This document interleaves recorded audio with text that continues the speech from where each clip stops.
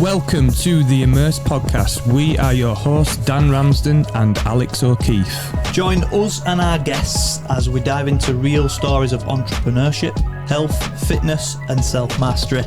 No fluff, no filters, just honest conversations that inspire, educate and challenge the norm. Let's get into it. Welcome back, everybody. This is the Immersed podcast. And it is, Dan, Books That Change Us. It is. Volume 3? I believe so. Volume 3. This is going to be a deep one. This is going to be... I know we like to go there anyway, but I think you're going to have to fasten your seatbelt for this. Fasten your seatbelts. Just to let you know, this book is one of the most mentioned books probably in recent history, I'd say. We've spoken, it comes up in conversations naturally. It's like, Man's Search for Meaning by Viktor Frankl.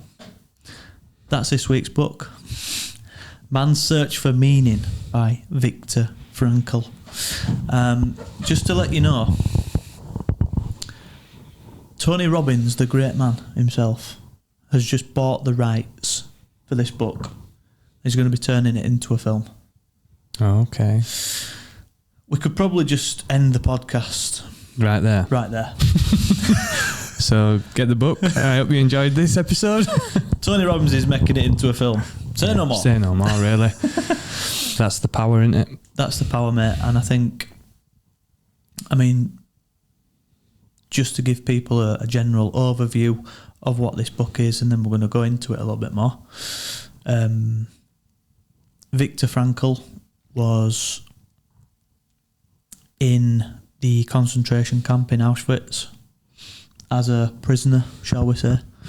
But he was, let me just check his actual title, an Austrian neurologist and psychiatrist prior to going into the camps.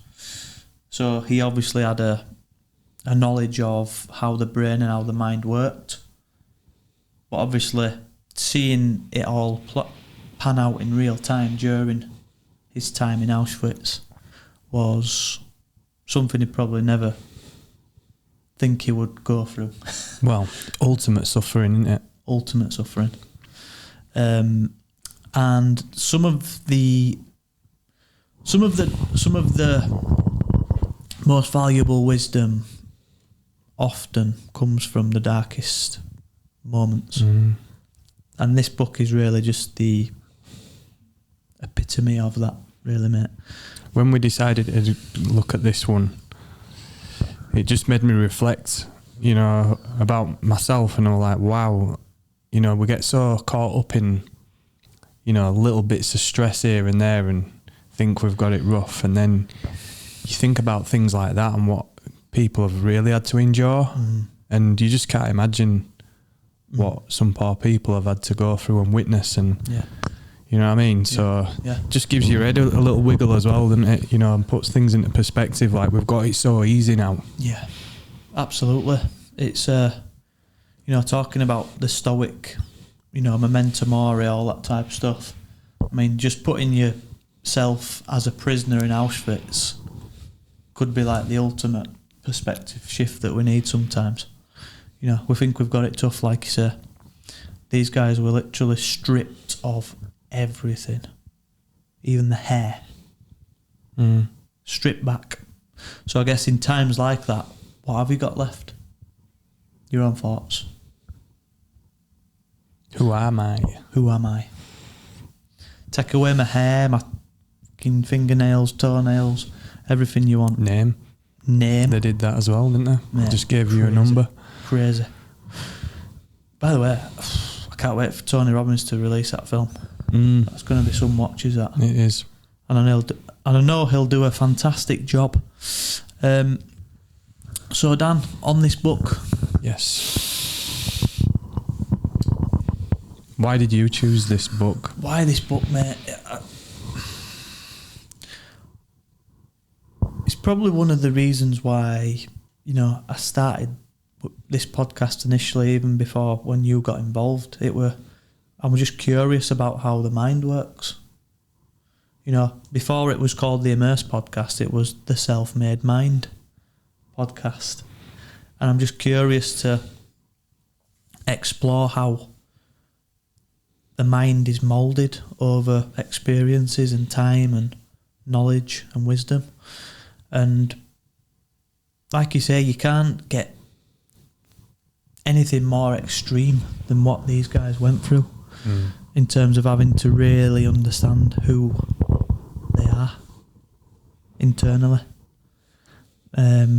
Just as a bit of a cross-reference, and I think I've mentioned it on podcast before, but there's another book called The Gift by Dr. Edith Egar, and she were a Holocaust survivor as well. Yeah, I remember you mentioning that. Saying that. Yeah. And she were like, the ultimate sort of message from her was, you can take my clothes, you can take my dignity, you can take my everything, but you can't take my own, you can't control my thoughts. And so it's like, I guess it's like a process of just going Layers in, like when we were sat in the flotation tank at Recovery Float. That were a good one, wasn't it? This is who I am. Yeah. There's a big naked star in the door. Quickly tell that if you want, Dan. Well, I'm here now, aren't I? Yeah, you just brought that memory straight back. Yeah, it was so funny. We had a bit of a breakthrough moment, I guess, in there that day where I've never had something so intensely intimate just to myself, because everything's deprived. You're hearing, you've got no senses other than you're just floating like a cork in a tank, and you're just in there in pitch black darkness, just with your own mind. Yeah. For a long period of time, and we don't often get that opportunity now. And I'd finished my session, you'd finished yours, and we were waiting outside, and the door just swung open, and you all just stood there in your birthday suit with your arms wide open and your legs spread, and you went, "This is who I am." I was like, okay. Oh, he's had a breakthrough. Right then. This were at Recovery Float in Leeds. Dan Parizani. Big shout out to Dan. Big shout out to Dan. Great guy. Doing a great job. Go check that out if you've not already, guys. If you're local to us, flotation tanks, saunas, ice baths, all that good stuff. Stanley bypass. But yeah, that were a pretty... it were a big moment. Because like I say, It was. It's one that I can't get out of my head. You laid there, and I guess it ties into this book. It does, because it's like, well, that's the point, isn't it? Yeah, layers are peeling away. Yeah, you know, like job titles, you know, material objects that you own. All this, it just goes bang, bang, bang, bang, bang, and all you're left with is a conscious thought, you and your mind, and that's it. And I guess this is what Viktor Frankl talks about, and Dr. Edith Egar. That's all we have, really. It's us and his own mind, and we don't often get a chance to exercise that. No, really. No, we don't. We're too distracted. Yeah. The pace of life is too quick, and there's always something to do, isn't there, or something going on. So yeah, having that time to think about these things is important every now and then, because it just sort of helps you realign. Where am I going? Who actually am I? Yeah. What am I becoming? Yeah. All those sorts of things. So yeah, it's it made me self-reflect again. You know, like as a way of identification. Like a lot of people would probably identify me as, oh, that he's the guy that does the fitness stuff, and that guy that looks 15 years old. Don't think so.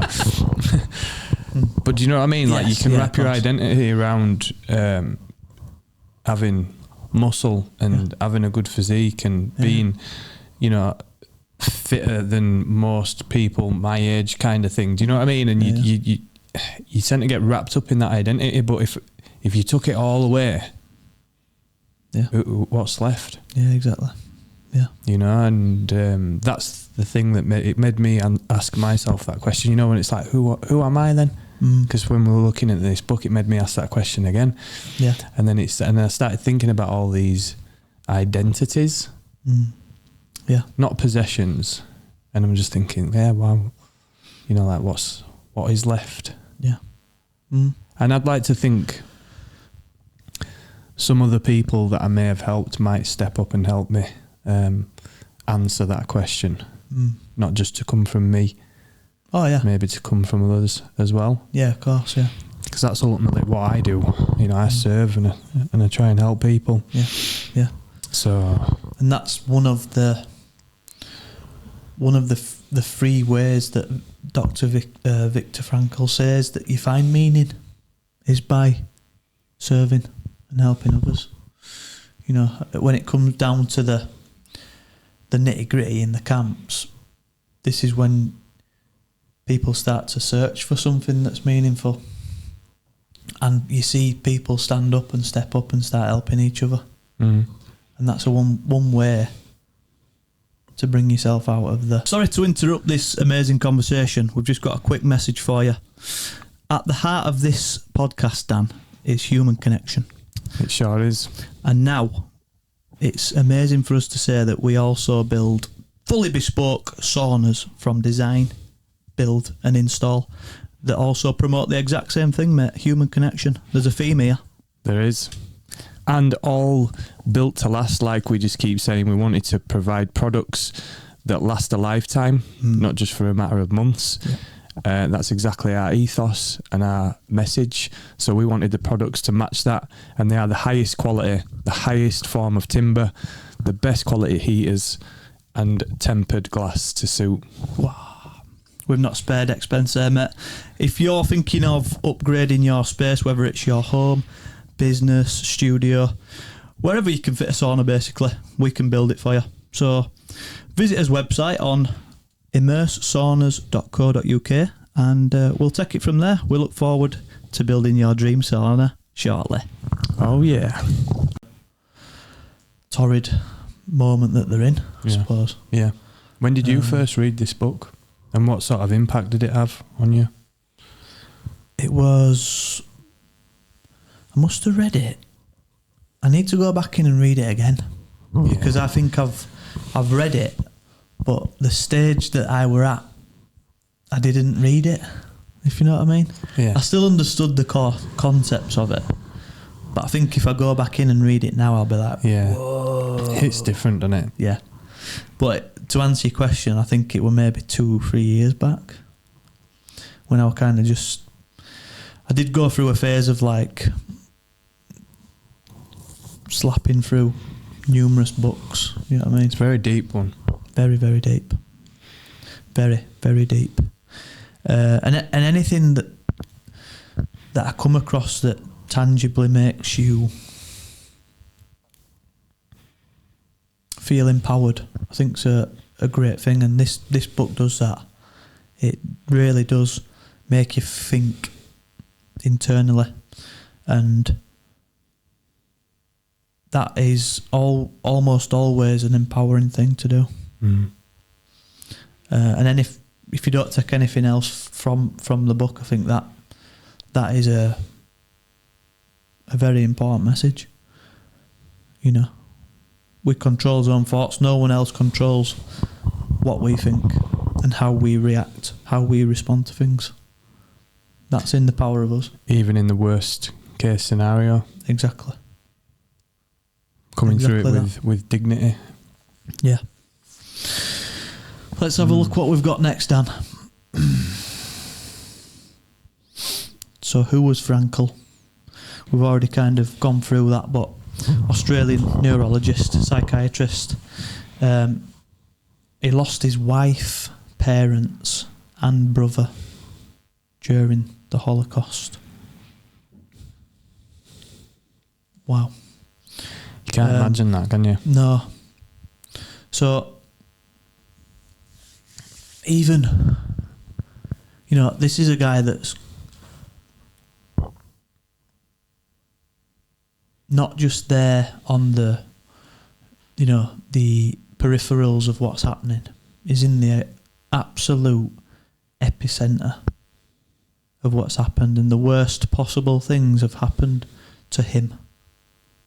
And he's still being able to, with the power of the mind, come out of it in a positive manner. And that's just like Tony Robbins again, unshakable mindset. And I guess that's what he's gone through in that process, isn't it?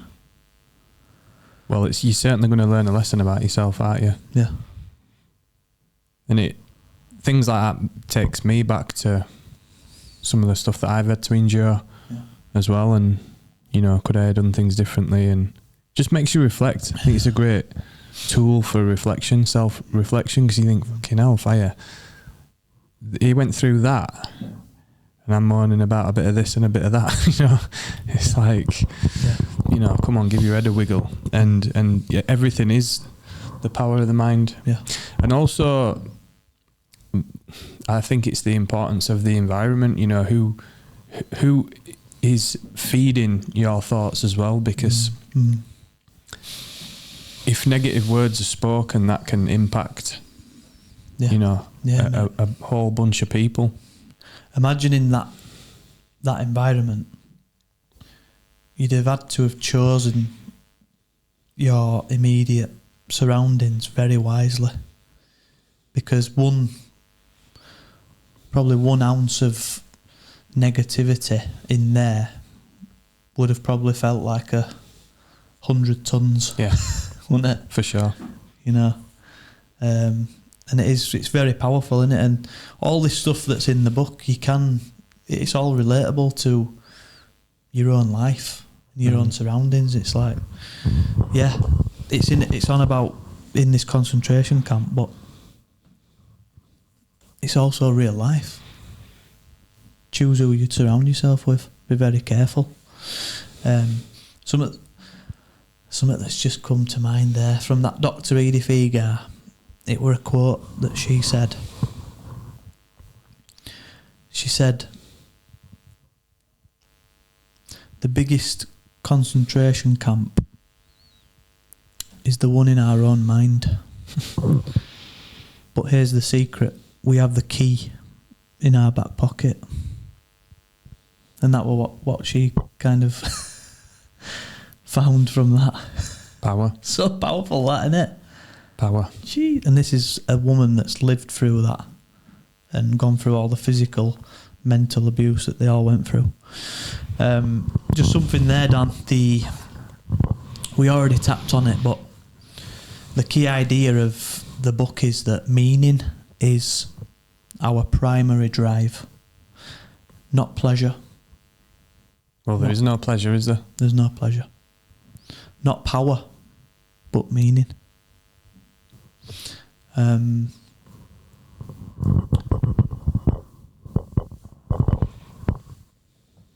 going to just go down to a part here because I saw it earlier. So there's 3. Bear with me, guys.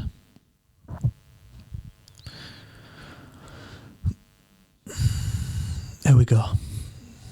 The 3 ways we find meaning. And this is something that Viktor Frankl actually developed while he was in the camp in Auschwitz. And it's called logotherapy.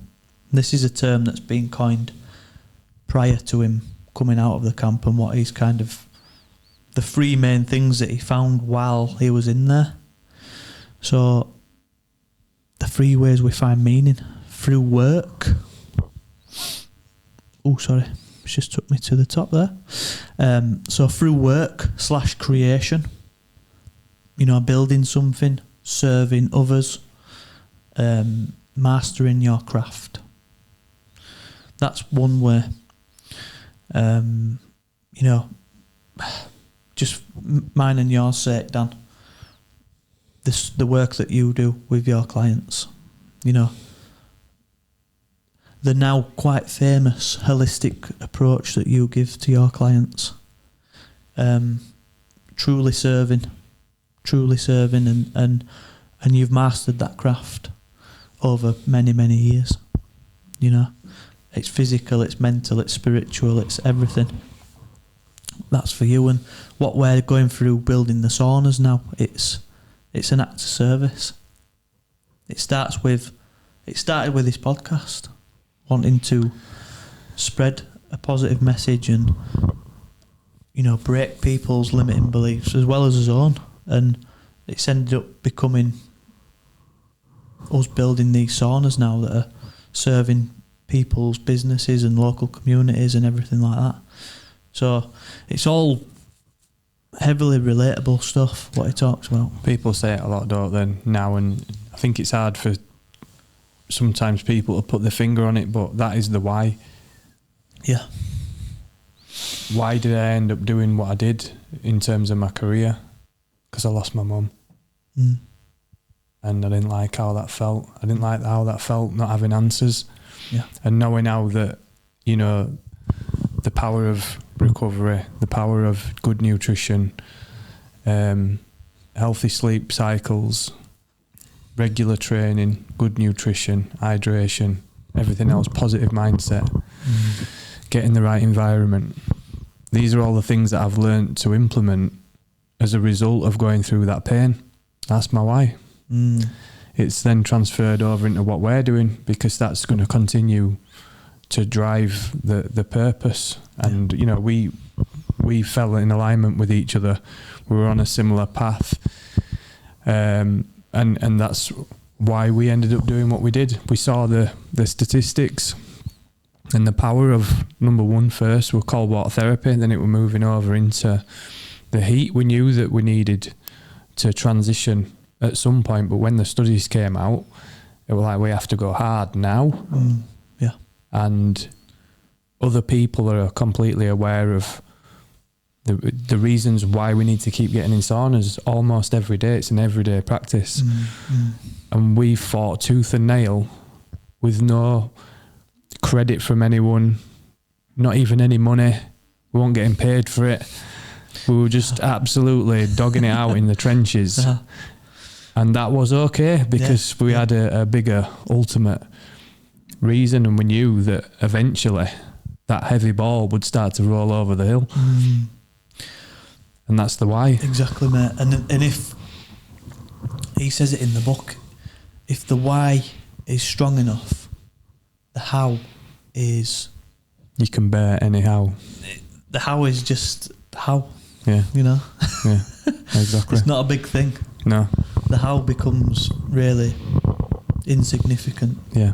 If the why is big enough. Well, that's it. And I hear it a lot when we, you know, talk about goals, talk about things that you let's say, I like to try and offer solutions to people. Yeah. You know, if there's a problem, there's a solution right here. What about this? Do. Always. And then it's like squash. Yeah. Stamp it out. Yeah.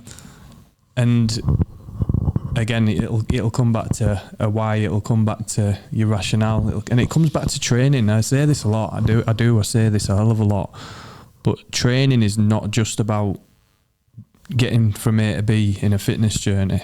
It's everything that you learn about yourself, and all those hard times that you endure, and all the times when you approach something with a negative mindset of, I don't think I'm going to do this today. Guess what? You won't. Yeah. Yeah. If you're like, I'm having this, you're having it. Yeah. The mind is power. That's the training as well. Yeah. That's why you need to keep training. That's why you need to keep doing things that are hard nearly every day. I must say, sorry to interrupt you there, guys. We've got a massive announcement, Dan. We've managed to partner with Pure Sport, which is one of the most exciting brands at the minute in the UK, my friend. That's it. Built to last. In it for the long run, as the hashtag says. All the similar sorts of messages behind the ethos of the brand, and it really fits in alignment with us. We know that they're athlete tested. Even Lucy Bronze is using their products. She's a friend of the show. the magnesium and the ashwagandha and all those other products that are related to recovery are super useful for me right now. I'm really feeling the benefit. The electrolytes is definitely the best I've tasted. They're the best I've tasted as well, without sounding biased, my friend. But yeah, it just lines up with everything that we preach, mate. No shortcuts, just solid daily habits that actually make you feel better. If you want to try these guys, use the Immersed 10 for 10% off at the checkout. Now back to the episode. Sorry for interrupting you there. Crack on. Let's go. I've not been training as much recently. I say that, I've been doing a lot of jiu-jitsu training. But, you know, in terms of like strength, fitness, I've kind of transferred it over for jiu-jitsu at the minute. But even though jiu-jitsu's a very, very tough workout, I still do miss that. Like this morning, me and Wobbs. Big shout out to Wobbs. Yes, Wobbs. I know he's one of the keen listeners. I've seen that as well. I've seen that this morning. Yeah, getting after it. We're entering a comp, a High Rocks comp down at One Vigor in Copley. We went through a run through this morning, and that man's gone on some journey, and his mindset's stellar now. He trains with you, doesn't he? He's one of the community members. He is proudly, yeah. I love having him around as well. He's a great guy. Great energy, man. Great energy. But even just after doing that with Wobbs this morning, I missed that buzz. Like,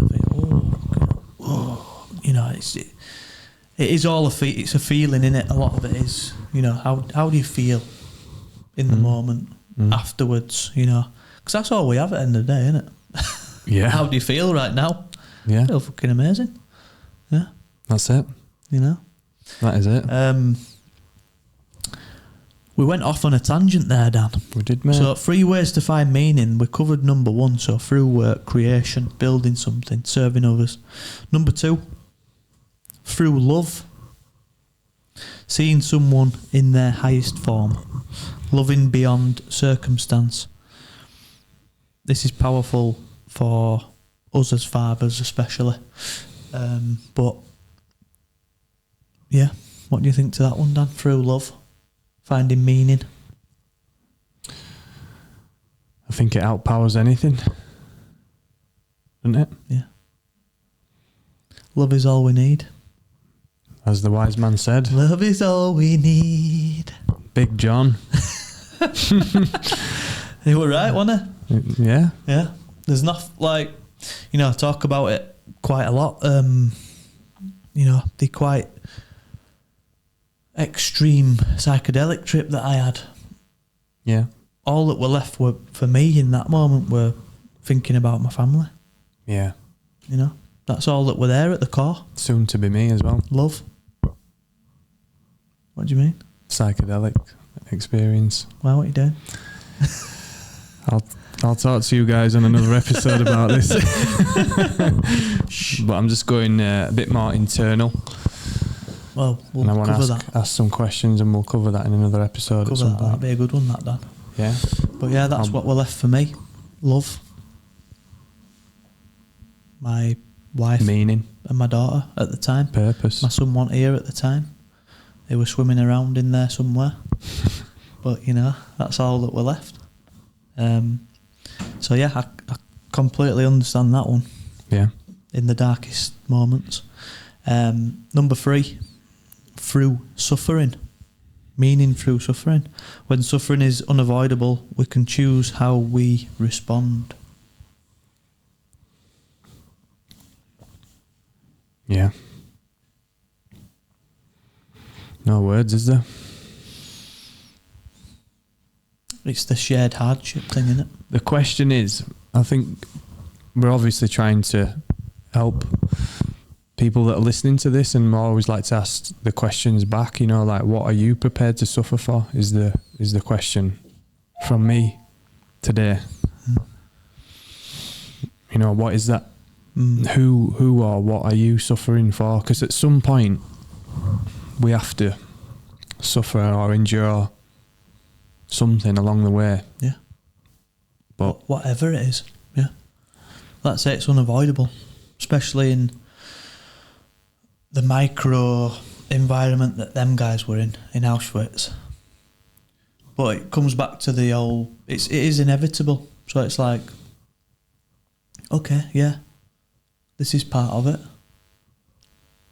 Do I just lay down and die, or do I make the best of this situation in whatever way possible that is? Take a bit of a loss, learn from it, move forward. Do you think we've got it too easy now? As a society, generally, Western world, where we come from. I think everything's created for ease and efficiency nowadays, but at the core of that, a lot of people are missing necessary suffering. Yeah. I think if you, like back to these days, I think if you were to put 90% of the population anywhere near these sorts of circumstances, they would absolutely fold. They just wouldn't even be able to handle. You mean Auschwitz? Yeah, well, yeah, and any sort of. Could you imagine suffering? That now? It's not even that long ago when there were world wars. We're so fortunate that we don't have to worry about that kind of shit. Well, we kind of do. But do you know what I mean? It's just just so far removed from just a few generations down the line. Yeah. Like my granddad's generation. Yeah. My granddad and my grandma.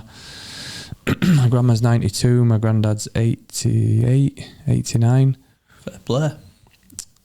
Completely different, yeah, even for them. Yeah. And a few layers of generations down the line, and it's just weakening, and life's getting more cushy. And it ain't always the way. It seems like there's a small percentage of us that are super aware and conscious, and seem to be getting extra strong mentally and physically.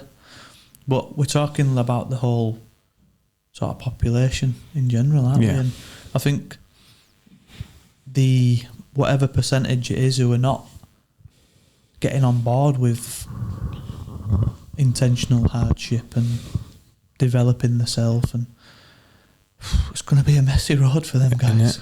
Gen Zs struggle. Yeah. And it's these fucking things as well. We need to be careful of these things. And what I'm talking about, if you're listening to this, it's mobile phones is what I'm saying. Yeah. I think the sooner that you give your kid a phone is probably one of the worst things, and on reflection it's done now for me. My kids are 16 and nearly 14, and I wish I could have held off that decision a bit longer, but you get pressured into it.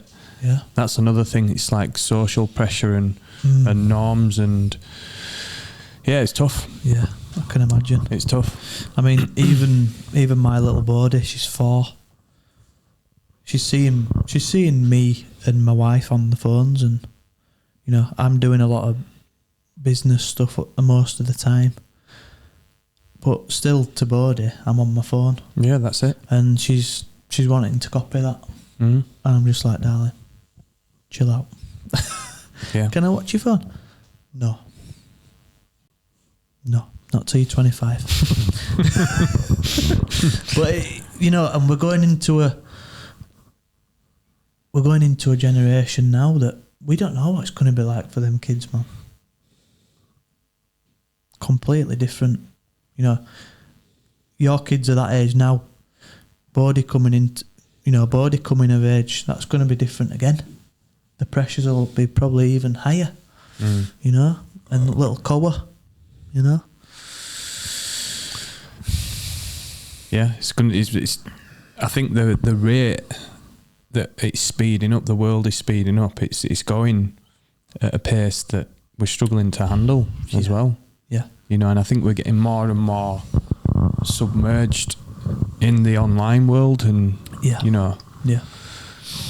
and not coming back to the core. And again, this is why we chose to do the saunas, because we wanted to create proper connection again, human connection, where you stop that human.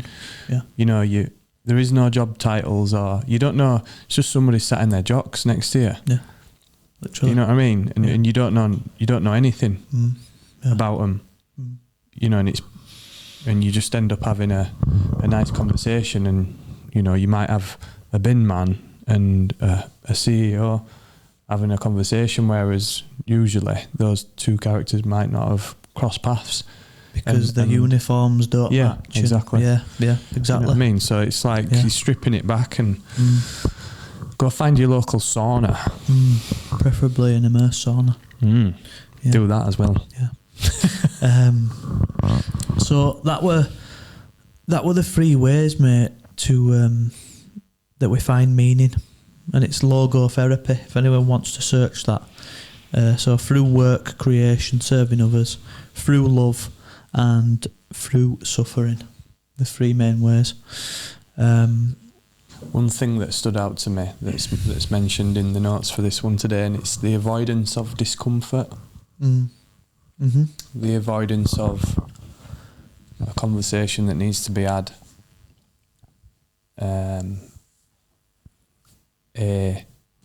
Knowing that you're unhealthy and you need to get in shape, but you don't want to walk in at gym for the first time.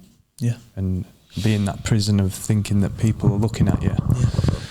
When generally 9 times out of 10 the experience is going to be positive. There's some nice people, the positive people, and no one's looking at you. They're too busy looking at what they're doing. You know, I'm bothered about that you're looking at them. Yeah, exactly. So it's like, you know, like I say, it's the avoidance of discomfort.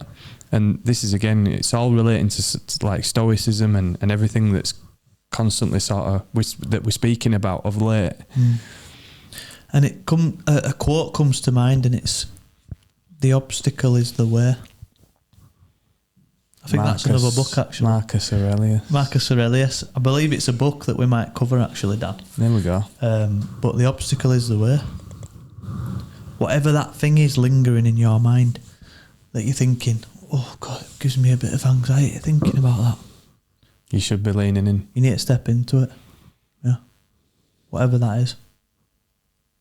Because action alleviates anxiety. Sure does. And that's like what Guy was mentioning the other week. Yeah. You know, that poem that he wrote. Yeah. Big. Vulnerability. Yeah. That's hard, you know. It's very brave to be vulnerable. But you feel better when you've done it. You do. The weight gets lifted. Yeah. Through action. That's it. And there's so many steps. Like there's so many males suffering now as well. Through, you know, purpose and meaning and direction and who am I and all this stuff. And again, it's coming back to that vulnerability and really leaning into that. Yeah. And not being too worried about being judged. Because you're going to get judged anyway. Either way. Doesn't matter what you do. Yeah. So just make sure you're doing something that you actually want to do. And it doesn't really matter what people think, does it? No, not really. Not if you're not hurting no one. No. Then yeah, what other people think it's not none of your business, pal. It's not. No. I think we've rounded it up nicely, Dan. I don't want to overdo it. Don't want to give too much away. I think definitely go get this book. Like I say, it's one of the most powerful books that I've read to date. I'm going to go back in and read it again. Yeah. You need to. I will. Yeah. You've obviously brought this book to me today, and I think again, you know, to round this up, and it's to ask the questions: what are you living for? If everything was stripped away, what remains for you? What is your identity? And where are you surrounding your freedom to choose your attitude? Yeah. Good questions to ask. Yeah. Have a little think about that. Have a think about that, guys. I want to just point out as well, the title is Man's Search for Meaning, but let's just say it's Human's Search for Meaning. Yeah. Because it's for men and women. Yeah, of course. Viktor just wrote this himself. It was his own personal diary. So yeah, I think we'll round it up there, Dan. Keep an eye out for the film from Tony Robbins. I've got to go watch that. Man said we'll go to the cinema, mate. Let's do that. Be nice, that, wouldn't it? Let's do that. Dan, do you want to end us with your Stoic calendar quote for today? For today, February the 16th, Dan. Yeah, let's go. It says, Stoicism encourages us to cultivate virtues such as wisdom, courage, justice, and self-discipline in order to live a good life. There we go. By unknown. God. Yeah. The big man. Right, well, that's nice. A nice way to sign out there, mate, I think. Yep, So, as yeah, always, cheers, hope guys. this has helped you. Thank you for listening, and we will see you again soon. See you on the next episode. Don't forget to subscribe to YouTube, Spotify, Apple Podcasts, the Immersed podcast, and then follow us on Instagram @ImmerseTheBrand. And we'll see you soon, guys. Peace.